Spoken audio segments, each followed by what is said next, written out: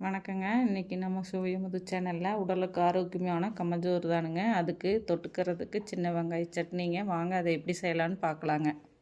அடுப்பு பற்ற வச்சுக்கலாங்க. ஒரு பாத்திரம் வச்சுக்கலாங்க. 3 கப் தண்ணி ஊற்றிக்கலாங்க. தண்ணி கொதிச்சதுக்கப்புறம் கம்பு குருணையை தண்ணியில் நல்லா கழுவி அரிச்சு போட்டுக்கலாங்க. இது நாட்டு கம்பு குருணைங்க. கொஞ்சம் கம்பு குருணை நல்லா கொதிச்சதுக்கப்புறம் நல்லா கிளறி தட்டம் வச்சு மூடிக்கலாங்க. கொஞ்சம் உப்பு போட்டுக்கலாங்க.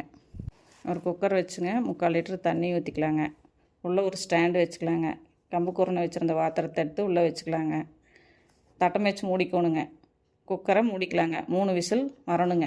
விசில் வர்றதுக்குள்ளார வெங்காய சட்னி எப்படி அரைக்கலான்னு பார்க்கலாம் வாங்க.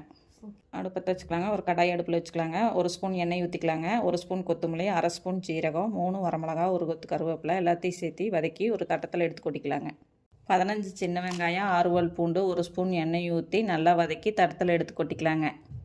1 ஸ்பூன் வெள்ளை உளுந்து வறுத்து எடுத்து தட்டத்தில் கொட்டிக்கலாங்க. 1 ஸ்பூன் தேங்காயை நல்லா வறுத்து எடுத்து கொட்டிக்கலாங்க. ஒரு நெல்லிக்காய் சைஸ் புளி, தேவையான அளவு உப்பு, தேவையான தண்ணி ஊற்றி நைஸாக அரைச்சிக்கலாங்க. சட்னி தயார். விசில் அடங்கிடுச்சுங்க.